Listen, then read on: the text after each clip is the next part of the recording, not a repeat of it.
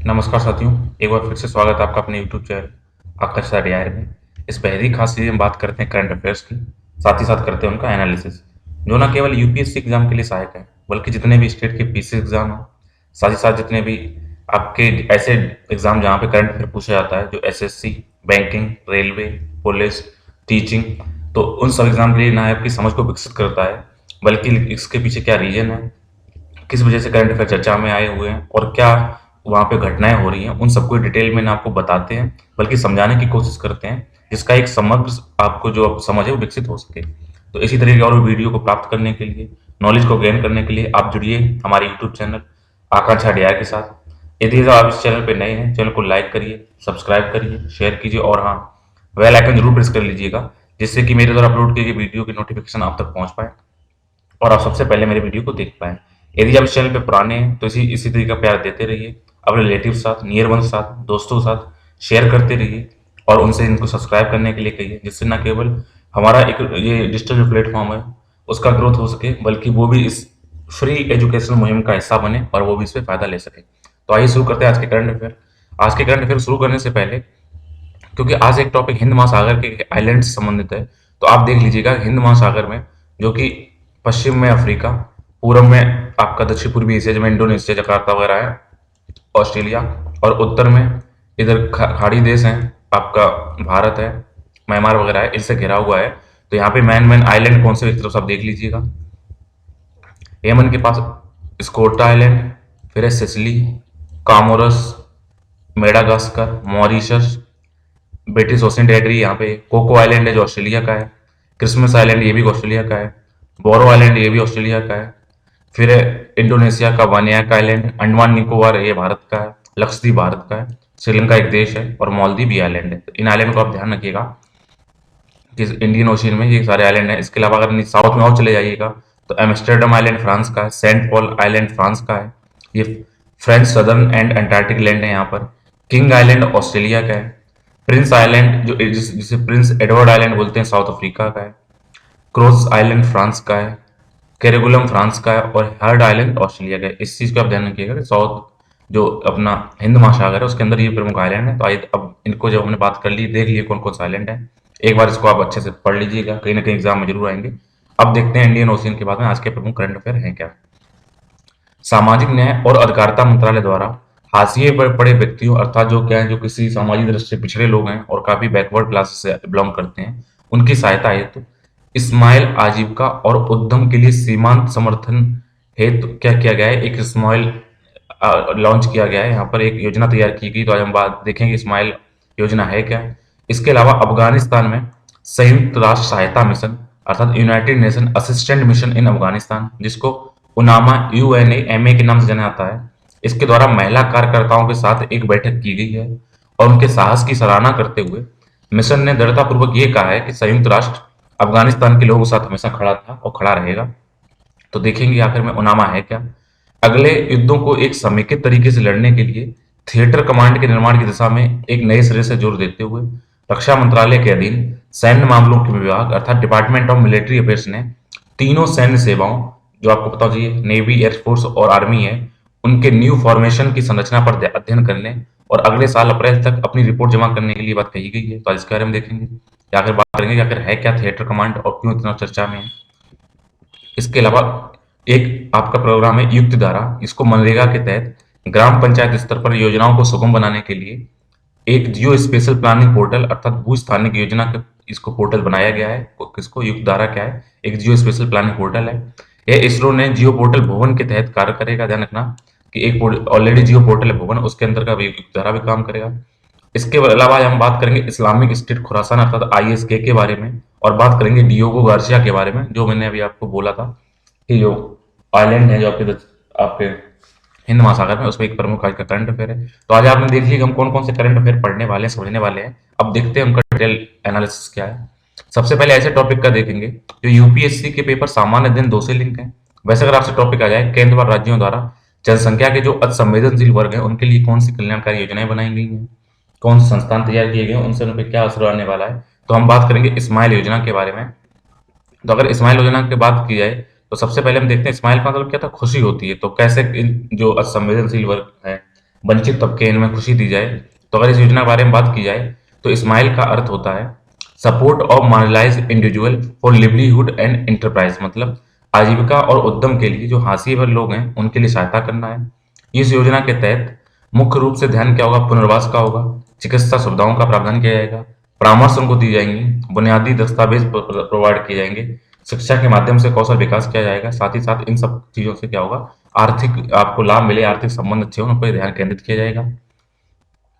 इसमें केंद्रीय क्षेत्र की भिखारियों के व्यापक पुनर्वास के लिए योजना अर्थात comprehensive rehabilitation of persons engage in the act of beginning नामक एक उप योजना को भी शामिल किया गया है।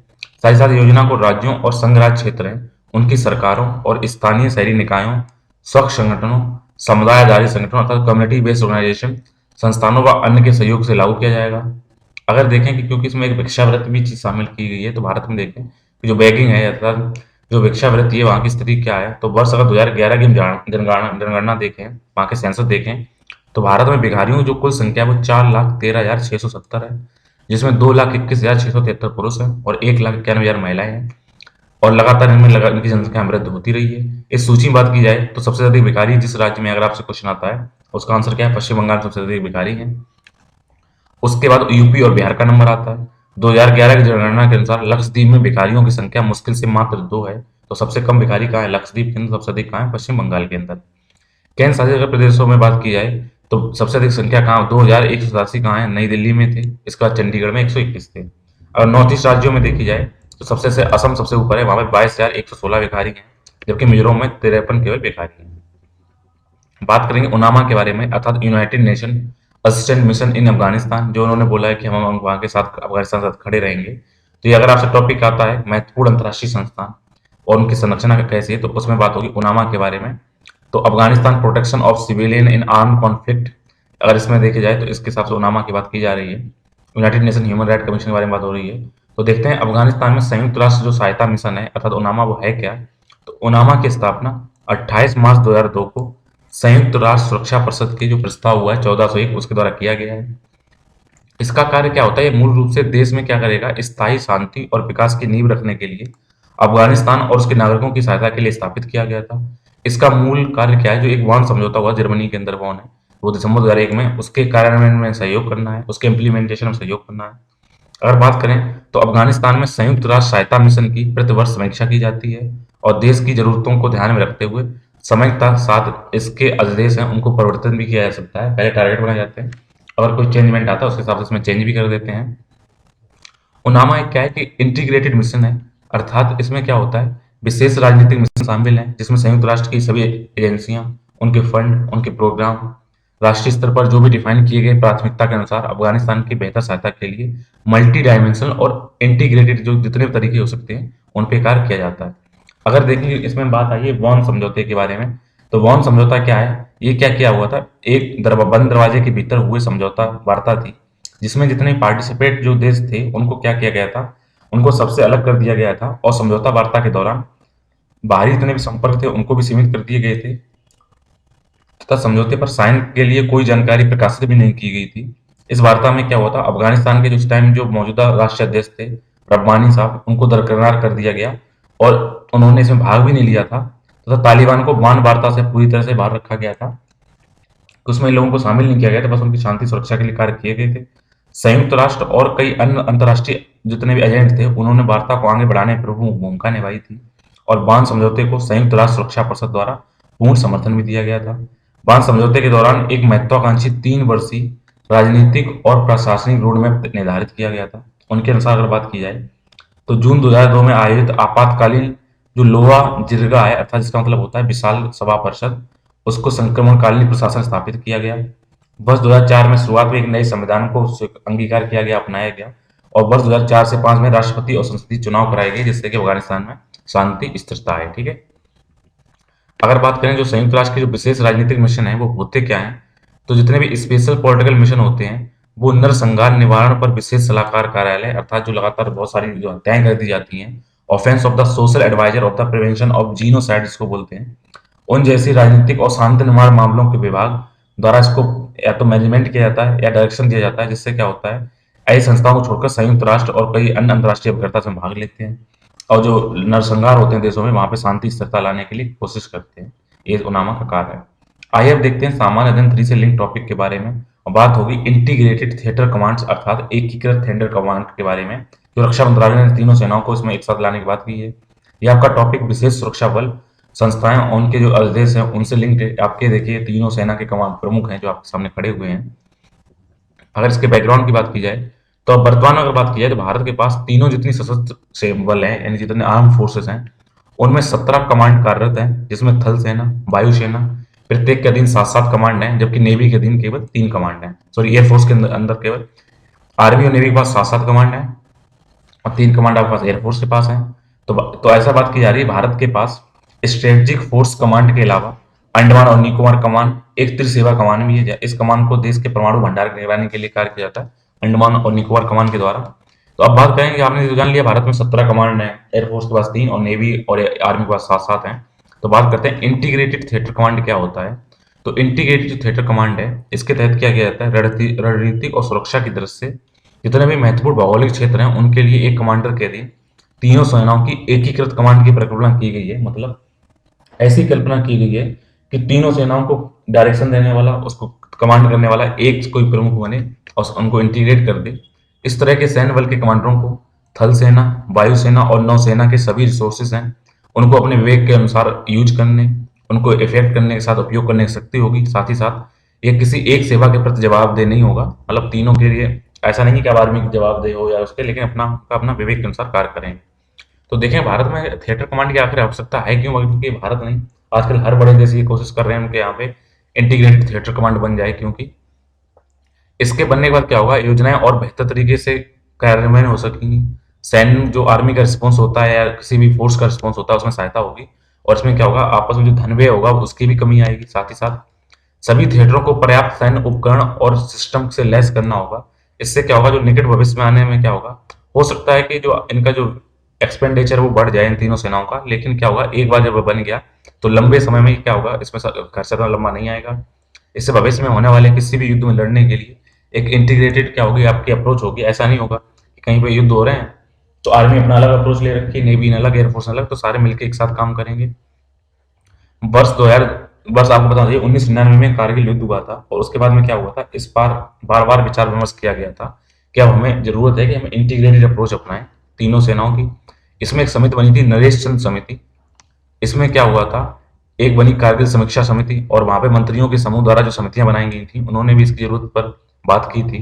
इसके अलावा जो सेक्रेटकर समिति है, ध्यान रखिए कि सारी समितियां अगर आपसे आ जाएं कौन कौन ये सेनाओं संबंधित है, चंद्र समिति, कारगिल समीक्षा समिति, मंत्रियों की समूह की उच्च स्तरीय समिति, सेक्टर समिति, इनके द्वारा भी आंतरिक और बाह्य खतरों से निपटने के लिए, ऐसा नहीं केवल देश के बाहरी युद्ध, देश के अंदर भी अगर कोई दिक्कतें आ रही हैं उनसे निपटने के लिए 3 इंटीग्रेटेड थिएटर कमांड, एक चीन की सीमा के पास उत्तरी कमांड, पाकिस्तान सीमा के पास पश्चिमी कमांड यानी वेस्टर्न कमांड, और सुरक्षा कार्रवाइयों के लिए दक्षिणी कमांड। ध्यान रखिएगा, चीन के लिए नॉर्थ कमांड, पाकिस्तान के लिए वेस्टर्न कमांड और समुद्री सेनाओं के लिए साउथ कमांड के संदर्भ में सिफारिश की गई थी। तो सेक्रेटरी समिति ने चीफ ऑफ डिफेंस स्टाफ का सृजन की भी सिफारिश की थी। तो ध्यान रखना, जो चीफ ऑफ डिफेंस स्टाफ बना जिस टाइम विपिन रावत जी हैं, तो वो किसकी सिफारिश से बने हैं, वो सेक्रेटरी समिति की सिफारिश से बने हैं, और इसने भी 3 कमांड की बात की है। तो देखते हैं फ्यूचर में क्या होता है। अगर अब युक्त धारा की बात की जाए तो ये क्या है, जियो स्पेशल प्लानिंग पोर्टल है। तो ये क्या करेगा, इसमें क्या खासियत है, तो इसमें देखते हैं। ये भुवन युक्त धारा पोर्टल को ग्रामीण विकास एवं पंचायती राज मंत्रालय द्वारा लॉन्च किया गया है। ये प्लेटफॉर्म विभिन्न राष्ट्रीय ग्रामीण विकास कार्यक्रमों अर्थात MNREGA, integrated water management programme, per drop more crop programme, राष्ट्रीय कृषि विकास योजना और इसके अंतर्गत बनाई गई जितनी भी जियोटेक वो हैं, जितनी संपत्तियां, उनका यहाँ पे क्या करेगा, स्टोर करेंगे। यहाँ से आप एक साथ जानकारी ले सकते हैं। तो ध्यान रखिएगा, युक्त धारा क्या है, जियो स्पेशल क्या है, यहाँ पे इस नाम का याद रखिएगा। युक्त धारा क्या है, जियो प्लानिंग पोर्टल है। तो एक पोर्टल है जिसको ऑनलाइन चीजों को स्टोर किया जाएगा। अब बात करेंगे इस्लामिक स्टेट खुरासान प्रांत के बारे में, जिसको इस्लामिक स्टेट जो ISIS है उसके क्षेत्रीय समूह संगठन के रूप में देखा जाता है, उसका सहयोगी है। तो इसकी बात की जाए तो ये क्या है, ये आप देखिए कट्टरवादी लोग हैं। ये अफगानिस्तान में मौजूद जितने भी जिहादी आतंकवादी समूह हैं उसमें सबसे ज्यादा हिंसक है और सबसे ज्यादा उग्र है। IS के अर्थात इस्लामिक स्टेट खुरासान की स्थापना की बात की जाए तो उसको 2015 में की गई थी, जब इराक और सीरिया में इस्लामिक स्टेट अर्थात इस्लामिक स्टेट और इराक एंड सीरिया, जिसको ISIS बोलते हैं, उसकी शक्ति चरम पर थी। बाद में इसने क्या किया, इसको स्वघोषित रूप से इसने खिलाफत की और अमेरिका का जो नेतृत्व है उसको पराजित करने, उसको नष्ट करने के लिए उन्होंने कस्में खाई हैं। खुरासान की अगर बात की जाए इस्लामिक स्टेट की, ये आधुनिक अफगानिस्तान और पाकिस्तान से सक्रिय है ही कुछ हिस्सों में। इसके अलावा इनका क्षेत्रीय विस्तार लगातार बढ़ता चला जा रहा है। मई 2019 में इस्लामिक स्टेट का पाकिस्तान के द्वारा एक अलग समूह बनाया गया था। अगर हम बात करें इस्लामिक स्टेट ऑफ खुरासान अर्थात IS की, तो देखते हैं कहाँ कहाँ तक इसकी पहुंच हो चुकी है। ये चाइना में पहुंच गया है, नेपाल में पहुंच गया है, भारत में है, पाकिस्तान में, उज्बेकिस्तान, कजाकिस्तान, तुर्कमेनिस्तान, ईरान, इन सब में है। तो अगर देखें भारत में कहाँ कहाँ पे, तो उत्तराखंड, हरियाणा, राजस्थान, गुजरात, हिमाचल प्रदेश, पंजाब, जम्मू कश्मीर, फिर अन्य देशों में Kyrgyzstan, Kazakhstan, Uzbekistan, Turkmenistan, Iran, Afghanistan, Pakistan, इन सब में इसकी पहुंच हो चुकी है। तो इसको ध्यान देने की जरूरत है, ये काफी कट्टरवादी समूह है। तो इसके देखेंगे क्या होता है। डियोगो गार्सिया के बारे में बात करेंगे तो डियोगो गार्सिया क्या है, ये यूनाइटेड किंगडम अर्थात इंग्लैंड की एक विदेशी क्षेत्र में ब्रिटिश हिंद महासागर क्षेत्र का एक द्वीप है। यह चागोस द्वीप समूह के 60 जो छोटे द्वीप हैं उनमें सबसे बड़ा, ध्यान रखना। डियोगो जो गार्सिया है वो किसका हिस्सा है, चागोस द्वीप का है। और चागोस द्वीप में कितने आइलैंड हैं, 60 हैं। तो उसमें सबसे बड़ा कौन सा है, डियोगो गार्सिया, ध्यान रखिएगा। डियोगो गार्सिया ब्रिटिश हिंद महासागर क्षेत्र का हिस्सा है। ये चागोस द्वीप समूह जो पूरे हैं उनमें से 60 द्वीपों में सबसे बड़ा द्वीप कौन है, डियोगो गार्सिया है। पुर्तगाली इस द्वीप की खोज करने वाले पहले यूरोपीय थे। फिर 1790 के दशक में इस द्वीप को फ्रांसीसियों द्वारा बसाया गया और नेपोलियन काल में हुए युद्ध के बाद इसे ब्रिटिश शासन में मिला दिया गया। 1965 में ब्रिटिश ने चागोस द्वीप समूह को मॉरिशस से अलग कर दिया था और डियोगो गार्सिया पर संयुक्त राज्य अमेरिका के साथ एक संयुक्त सैन्य अड्डा यहाँ पर स्थापित कर दिया है। तो ब्रिटिश का ये कहना है कि ये द्वीप समूह लंदन की संपत्ति है और हाल ही में ब्रिटेन द्वारा 2036 तक डियोगो गार्सिया का उपयोग करने हेतु संयुक्त राज्य अमेरिका के साथ एक पट्टा समझौता का नवीकरण किया गया। तो इसलिए चर्चा में आ गया है। इसकी स्थिति देखिए तो हिंद महासागर है, इस जगह पे डियोगो गार्सिया है। इंपोर्टेंट ये क्यों है, क्योंकि देखिए ऑस्ट्रेलिया के पर्स से 32-70 माइल्स है, भारत से 1100 माइल्स है। ऐसे ही Bahrain, Aden, Somalia, Taiwan, East Timor, Darwin, Australia इन सबसे सेंटर में आता है। तो इसकी स्ट्रेटेजिक लोकेशन काफी इंपॉर्टेंट है, इसलिए ध्यान रखिएगा। डियागो गार्सिया ये चागोस द्वीप का हिस्सा है। अब इस पे पट्टा ब्रिटेन है, ब्रिटेन का पट्टा किसको मिल गया, अमेरिका को, वहां पे अपने सैन्य जो कार्रवाई करने के लिए वहां पे क्या अपना अड्डा बना सके। तो इसको कहीं ना कहीं करंट अफेयर में जरूर आएगा। इसी के साथ आज के जितने करंट अफेयर हैं उनका एनालिसिस कंप्लीट होता है। उम्मीद है आपको ये सेशन समझ में आया होगा। अगर आप इसका PDF फॉर्म चाहते हैं तो इस कमेंट बॉक्स में अपना ईमेल एड्रेस लिखिए, उसमें PDF सेंड कर दी जाएगी। अगर उसमें कोई चेंजमेंट चाहते हो और चाहते हैं कुछ सुधार हो तो आप हमें अपनी सुझाव जरूर भेजिएगा। जहां तक कोशिश हो सकेगी उनको अपनाया जाएगा और उनको सही करने की कोशिश की जाएगी। नहीं तो अगर आपको कोई शिकायत है तो मिलेंगे एक अगले सेशन में, आप उसमें अपनी शिकायत करिएगा। इसी तरीके के अपना प्यार देने के लिए शुक्रिया और एक नए वीडियो में एक नई जानकारी के साथ मिलेंगे फिर से आपको इस YouTube चैनल के आकांक्षा DIR प्लेटफॉर्म में। तब तक के लिए स्वस्थ रहिए, मस्त रहिए। Thank you.